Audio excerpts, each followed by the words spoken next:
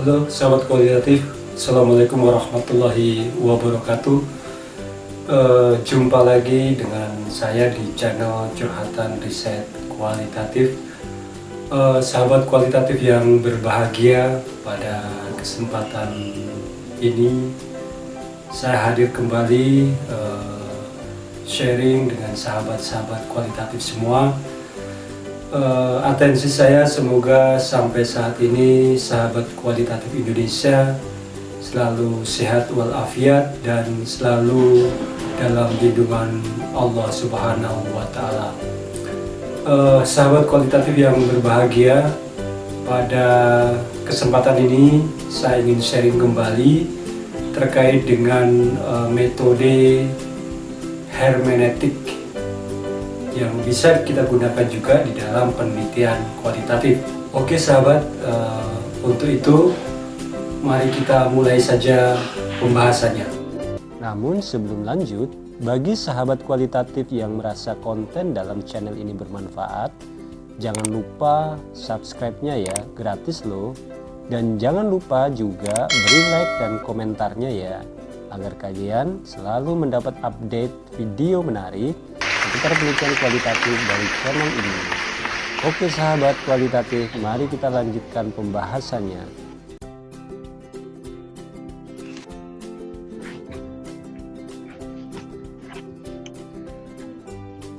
Oke sahabat semua, mari kita lanjutkan saja pembahasannya. Sahabat kualitatif semua yang berbahagia, terkait dengan metode hermeneutik ya sahabat. Di dalam penelitian kualitatif itu sebenarnya sama dengan metode yang lain. Tetapi ada yang menarik dari metode ini. Metode ini sebenarnya menjadi model baru di dalam penelitian kualitatif. Kenapa model baru? Karena dia mengutamakan dokumen, karena bicara tentang teks ya sahabat ya.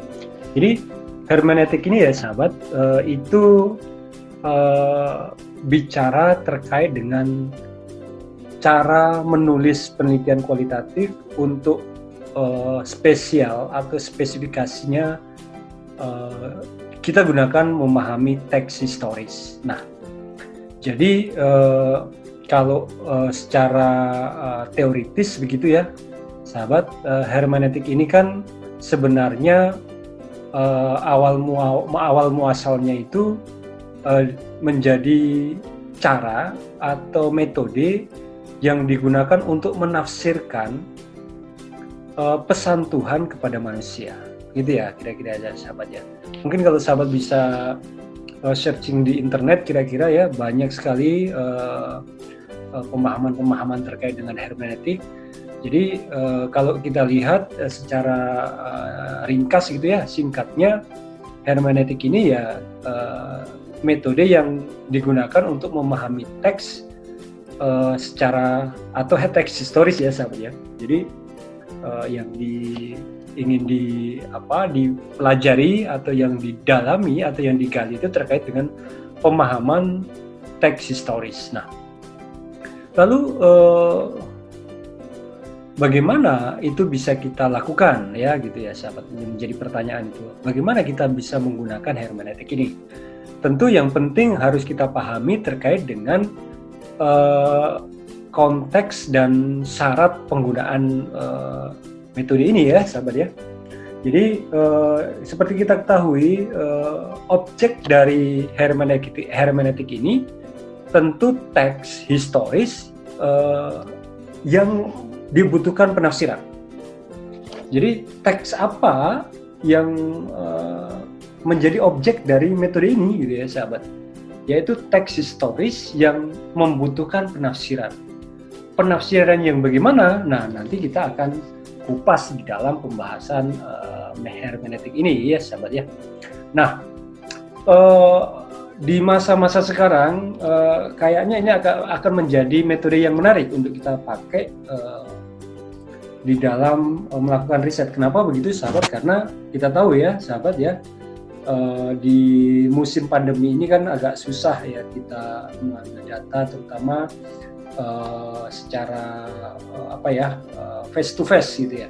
atau wawancara yang harus ketemu itu agak susah. Nah, ini menjadi metode yang sangat recommended karena ya kita tidak perlu banyak membutuhkan wawancara gitu ya, sahabat ya.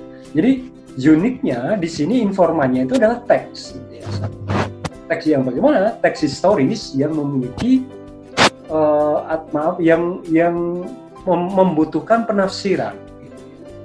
Bukan berarti teks itu tidak jelas gitu ya sahabat, tetapi penafsiran itu diharapkan dapat bermanfaat untuk kehidupan manusia saat ini ya sahabat. Itu yang menjadi concern di dalam penggunaan metode hermeneutik ini.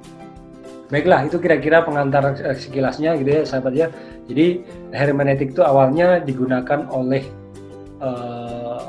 Dewa Hermes pada saat itu sebagai alat atau metode untuk menerjemahkan atau untuk menafsirkan pesan Tuhan kepada manusia. Nah, itu kalau kita searching di internet sudah banyak sekali informasi tentang itu. Nah, baiklah mari kita mulai terkait dengan hermeneutik sebagai metode penelitian dalam penelitian kualitatif ya. Perlu sahabat ketahui, hermeneutik itu ada 3 bentuk. Ya. Bentuk pertama itu yang memperkenalkan Schleiermacher, ya. Ya, kira-kira 1768 sampai 1838. Nah itu, ini bentuk yang pertama sebenarnya yang paling awal gitu ya sahabat ya. Jadi metode hermeneutik itu digunakan untuk apa? Untuk menafsirkan teks ya. Yang diharapkan dapat dipahami makna teks historis tersebut ya. Jadi teks historis itu ditafsirkan, harapannya si penafsir atau peneliti itu dapat memahami makna teks historis tersebut gitu ya. Nah, lalu konteksnya dalam konteks kehidupan masa kini, tapi dengan cara mengajak kembali ke masa kehidupan masa lalu gitu ya. Nah, itu kira-kira di bentuk pertama ini. Jadi penggunaan hermeneutik sebagai metode dalam bentuk pertama ini digunakan oleh peneliti ya untuk memahami makna teks dalam konteks kehidupan masa kini dengan cara mengajak kembali ke kehidupan masa lalu. Nah, mari kita lanjutkan pembahasannya. Apa yang dimaksud itu? Nah, asumsinya begini sahabat, di hermeneutik bentuk pertama ini, yaitu setiap teks selalu memiliki 2 sisi. Sisi pertama terkait dengan sisi bahasa. Konteksnya apa? Artinya setiap setiap teks memungkinkan dapat dipahami, ya itu. Kemudian sisi yang kedua secara psikologis. Artinya setiap teks selalu mencerminkan maksud, pikiran, dan pengalaman penulis pada saat itu. Atau pengarang pada saat itu ya sahabat kira-kira. Sehingga setiap teks memungkinkan proses pengungkapan arti penting teks menjadi mungkin. Nah, jadi ada 2 sisi ini yang membuat teks historis itu diasumsikan bisa dipahami maknanya gitu ya. Nah, dengan 2 asumsi ini dapat kita simpulkan bahwa teks itu dapat dipahami atau dapat dimengerti maksud, pikiran, dan jiwa penulis teks historis secara objektif. Jadi dengan asumsi tersebut makna teks itu dapat dipahami sebagaimana asalnya, gitu ya sahabatnya. Asalnya siapa? Yaitu sesuai dengan si penulis pada saat itu. Jadi teks yang dimaksud di sini kita bisa mengerti, oh ternyata penulis pada saat itu maksudnya seperti ini, konteksnya seperti ini, dan maknanya seperti ini. Lalu apa manfaat untuk kita hari ini? Gitu. Nah itu tentu harapannya apa?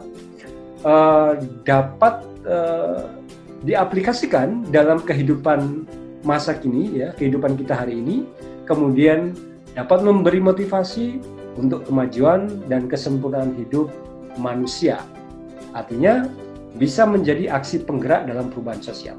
Artinya bisa menjadi landasan pacu bagi perubahan sosial yang ada saat ini. Itu secara rangkaian harapan antara proses pemaknaan, penafsiran terhadap teks itu dikaitkan dengan kehidupan masa kini. Nah, itu kira-kira ya sahabat. Lalu bentuk pertama ini dinamakan hermeneutik objektif, gitu ya. Nah, lalu syarat peneliti dalam bentuk pertama ini itu apa?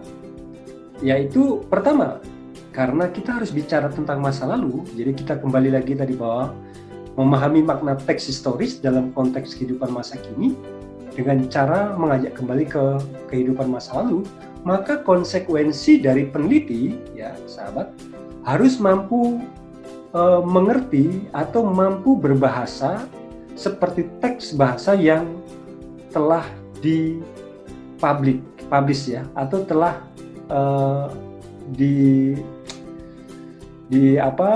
ditulis oleh si penulis gitu ya. Nah, itu yang pertama. Yang kedua, harus memahami kondisi psikologis penulis teks yang akan ditafsirkan. Artinya apa? Berarti kita harus mengerti konteks histori dari si penulis dari aspek psikologis. Apa itu? Keadaan kondisi psikologisnya kayak apa? Misalnya, apakah waktu itu dia sedang berada dalam kondisi oposisi atau dalam kondisi yang berkuasa. Nah, itu yang harus kita pahami ya, terkait dengan kondisi psikologis penulis teks pada saat masa lalu. Nah, kemudian kita juga harus mampu berbahasa seperti teks bahasa yang akan kita tafsir. Gitu. Itu yang harus kita penuhi syarat-syarat itu ya, sahabat. Dengan dua syarat itu tentu kita akan lebih mudah melakukan atau menggunakan metode hermeneutik bentuk pertama ini, gitu ya, sahabat ya. Nah, oke, itu bentuk pertama. Jadi kata kuncinya bahwa sahabat harus mampu bahasa. Di mana teks bahasa itu yang sahabat akan pahami. Jadi kalau misalnya teks bahasa itu yang sahabat ingin pahami adalah teks bahasa Jepang misalnya, berarti ya sahabat harus tahu bahasa Jepang gitu ya. Atau teks bahasa itu adalah bahasa Jawa misalnya, ya sahabat harus tahu bahasa Jawa gitu ya. Kemudian si penulis itu adalah misalnya filosof yang ada di Jawa misalnya, berarti sahabat harus tahu kondisi psikologis si penulis itu gitu ya. Sahabat harus pahami dulu, mengerti dulu ya konteks pada saat itu, sehingga dia menuliskan teks historis yang sangat spektakuler misalnya, yang sangat populis gitu misalnya. Nah, itu ya harus begitu, itu menjadi syarat bagi peneliti hermeneutik bentuk pertama ini ya sahabat ya. Nah, itu kira-kira. Nah, lalu mari kita beranjak ke metode hermeneutik bentuk kedua. Nah, kalau yang bentuk pertama itu ya mengandalkan objektivitas dari teks dan kondisi psikologis si penulis teks, maka bentuk kedua ini namanya hermeneutik subjektif. Itu yang mempopulerkan, ya kita bisa tahu ada Gadamer ya sahabat ya, ada Derrida ya, dan masih banyak tokoh-tokoh yang mempopulerkan hermeneutik subjektif ini. Apa itu? Nah, sebenarnya dalam konteks memahaminya sama saja, yaitu memahami makna teks ya sahabat ya. Tetapi yang bagaimana memahami makna teks historis dalam konteks kehidupan masa kini dengan mengabaikan konteks kehidupan masa lalu. Jadi kita berdiri sendiri gitu ya sahabat ya. Jadi kita tidak perlu mempelajari bahasanya, kita tidak perlu mempelajari kondisi psikologis si penulis, ya tidak perlu gitu ya. Karena ya itu menjadi subjektivitas penafsir atau peneliti di dalam menafsirkan teks yang sedang dia akan tafsirkan. Asumsinya seperti apa gitu ya sahabat. Jadi asumsinya setiap teks selalu bersifat terbuka. Jadi teks apapun itu terbuka sifatnya. Artinya mau ditafsirkan boleh, siapa saja yang menafsirkan boleh gitu ya sahabat ya. Jadi tidak ada batasan di sini. Artinya apa? Bahwa teks yang telah dipublikasi dianggap teks tersebut sudah berdiri sendiri dan terlepas dari konteks bahasa dan konteks psikologi penulisnya. Nah, itu kira-kira. Ini memang membutuhkan kapasitas berpikir penulis yang cukup besar ya sahabat, karena dia tidak perlu menyandarkan pada kondisi masa lalu.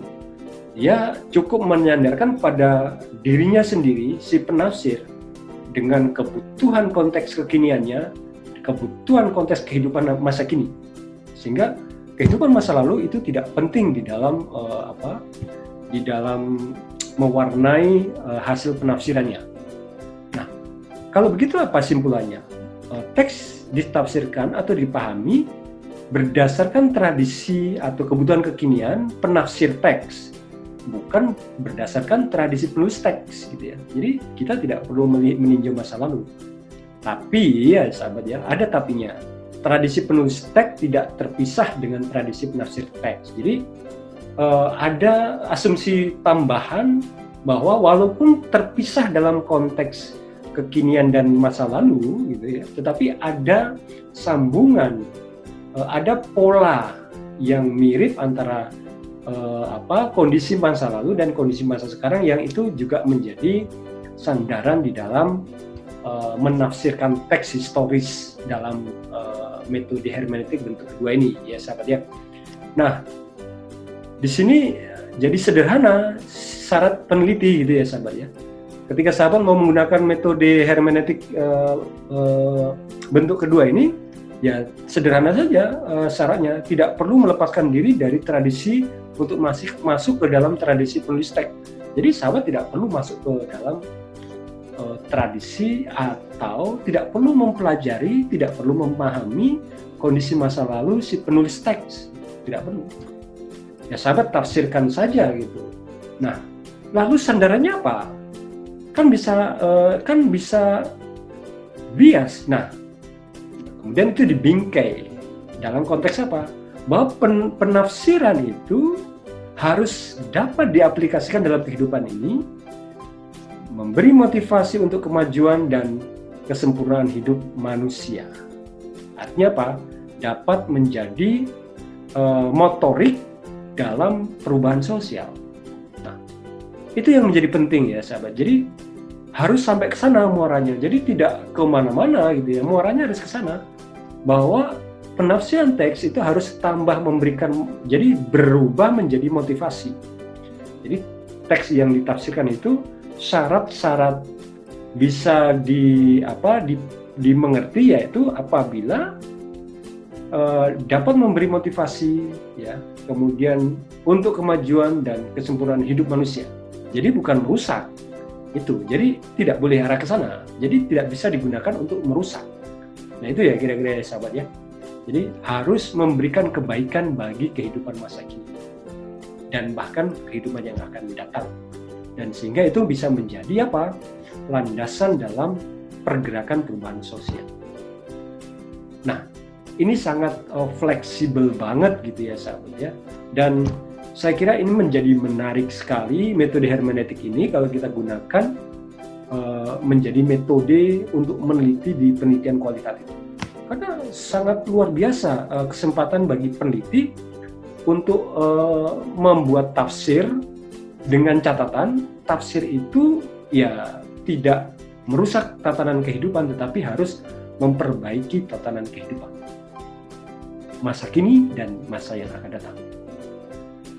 Nah, ini hermeneutik bentuk kedua yang banyak menggagas atau mempopulerkan, yaitu Gadamer dan Derrida.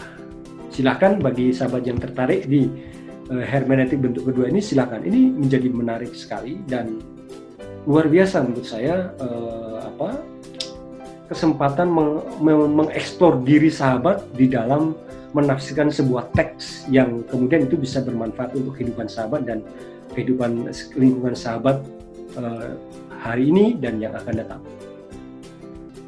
Ini kira-kira metode hermeneutik bentuk kedua. Nah, yang berikutnya ini metode hermeneutik bentuk ketiga, namanya hermeneutik pembebasan. Tokoh yang paling getol mempopulerkan ini, sahabat bisa lihat ada Hasan Hanafi di sana. Kalau sahabat perhatikan ya, kira-kira sekilas gitu ya, Hasan Hanafi ini sudah cukup populer di kalangan Muslim karena dia sangat terkenal dengan istilah Islamologi ya sahabat. Islamologi 1, Islamologi 2, Islamologi 3. Silakan, ada bukunya. Itu menarik banget kalau sahabat mau menggali terkait dengan hermeneutik pembebasan. Nah, konteks hermeneutik pembebasan sama saja gitu ya. Yaitu memahami teks historis dalam konteks kehidupan masa kini tanpa mengabaikan konteks kehidupan masa lalu. Jadi ini mirip-mirip dengan yang pertama, tetapi tidak melupakan, tidak dia mencoba menggabungkan lah kira-kira hermeneutik bentuk pertama dan hermeneutik bentuk kedua. Mari kita lihat asumsinya. Asumsi dari hermeneutik bentuk ketiga ini, yakni setiap teks selalu bersifat terbuka. Nah ini kan sama dengan hermeneutik bentuk kedua ya sahabat ya, dan dapat diinterpretasikan oleh siapa saja. Nah, ini sama saja bentuk kedua. Artinya apa? Setiap teks hanya yang telah dipublikasi, maka teks tersebut sudah berdiri sendiri terlepas dari bahasa dan kondisi psikologi penulisnya. Karena itu keaslian teks suci bukan ditentukan oleh lembaga agama, pemuka agama atau lembaga sejarah. Jadi ada tambahan di situ. Dia perkuat, artinya ada teks suci yang menurut Hasan Hanafi ini bukan ditentukan kesuciannya oleh lembaga agama, pemuka agama atau lembaga sejarah. Sementara untuk memahami teks suci bukan monopoli otoritas atau wewenang lembaga agama atau pemuka agama. Artinya apa? Sebenarnya siapapun bisa menafsirkan teks suci itu. Karena dia konsennya di teks-teks religius, nah, kebetulan dia adalah Muslim, maka dia menggunakan basis teksnya adalah teks pewahyuan, wahyu ya kira-kira ya, sahabat ya. Kalau sahabat baca buku Islamologi 1, 2, dan 3, itu sangat terasa bagaimana dia membuat tafsir terkait dengan teks suci di kalangan Muslim. Nah itu yang dilakukan oleh Hasan Hanafi. Kemudian kalau kita lihat asumsi tersebut, maka simpulannya apa? Bahwa teks ditafsirkan atau dipahami berdasar tradisi kekinian penafsir teks, bukan berdasarkan tradisi penulis teks. Namun begitu, tradisi penulis teks tidak terpisah dengan tradisi penafsir teks.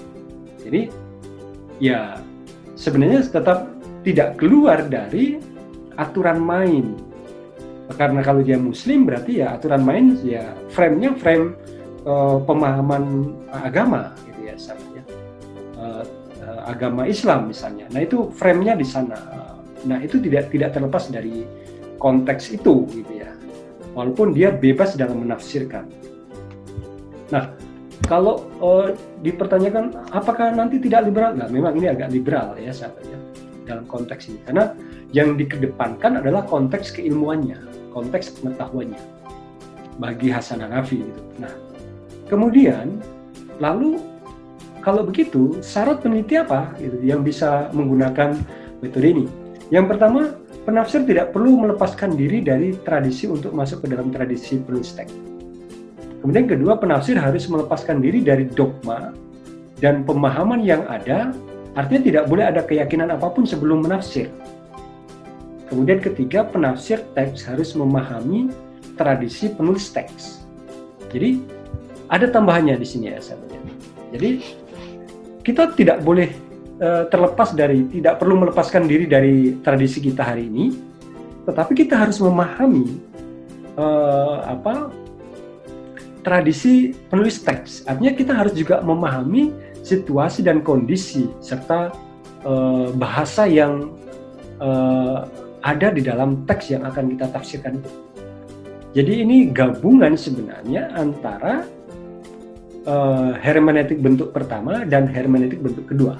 Hermeneutik yang dipopulerkan oleh Schleiermacher dan hermeneutik yang dipopulerkan oleh Gadamer. Nah, Hasan Hanafi mencoba meramunya menjadi hermeneutik pembebasan. Nah, ending dari penafsiran ini tentu sama, bahwa hasil penafsiran itu harus dapat memberi motivasi untuk kemajuan dan kesempurnaan hidup manusia. Itu yang menjadi kunci ya sahabat, sehingga tidak boleh tafsir yang digunakan oleh yang dihasilkan oleh metode hermeneutik ini itu merusak tatanan kehidupan sosial. Tidak boleh mengacak-ngacak tatanan kehidupan sosial, itu tidak boleh. Nah, itu yang menjadi batasannya di situ sebenarnya letaknya, sehingga kalau itu bermanfaat untuk kehidupan, maka sebenarnya itu juga menjadi kebaikan bagi si penafsir gitu. Sehingga ya tidak ada salahnya kalau kita menggunakan metode hermeneutik untuk kita memberikan tafsir yang kekinian tetapi tidak merusak masa lalu, tradisi masa lalu, dan tidak merusak tradisi masa kini. Itu yang menjadi menarik penggunaan hermeneutik ini. Dan penggunaan hermeneutik ini ya sahabat lebih menonjolkan pada kekuatan teks. Jadi sahabat kalau meneliti dengan metode hermeneutik, maka data kunci yang sahabat harus kumpulkan adalah teks serta background teksnya. Itu bentuk pertama dan bentuk ketiga. Tapi kalau bentuk kedua ya bebas, sahabat mau menafsirkan teks silahkan dengan cara sahabat sendiri, dengan kapasitas sahabat sendiri dalam menafsir sebuah teks historis. Tentu batasannya apa? Harus bisa menjadi motivasi untuk kemajuan dan kesempurnaan hidup manusia. Itu yang menjadi batasan dari hasil tafsir yang sahabat sudah lakukan. Itu ya kira-kira sahabat. Mohon maaf kalau tidak begitu detail ya. Tetapi ini menjadi tambahan informasi buat sahabat-sahabat semua di dalam menulis penelitian kualitatif ya sahabat ya. Semoga dengan tambahan pembahasan metode hermeneutik ini, sahabat kualitatif memiliki varians metode untuk menulis penelitian kualitatif. Lalu bagaimana cara menganalisisnya dan apakah bisa ada contohnya untuk menganalisis data kualitatif dengan metode hermeneutik ini?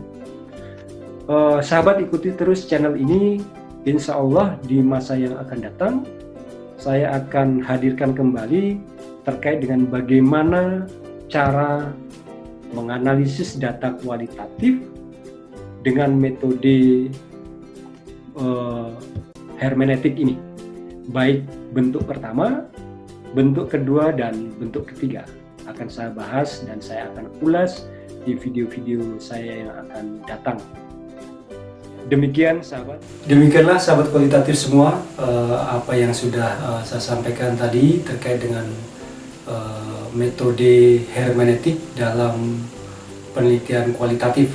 Semoga apa yang saya sampaikan pada kesempatan ini dapat bermanfaat buat sahabat-sahabat semua dan dapat menjadi tambahan informasi bagi sahabat untuk menulis penelitian kualitatif. Dan bagi sahabat yang tertarik di bidang atau di penggunaan metode hermeneutik ini, Semoga ini menjadi tambahan informasi buat sahabat semua, dan saya doakan apapun yang sahabat rencanakan di masa mendatang semoga lancar selalu dan menjadi berkah untuk sahabat sekalian. Terima kasih. Saya akhiri billahi taufik wal hidayah. Wassalamualaikum warahmatullahi wabarakatuh.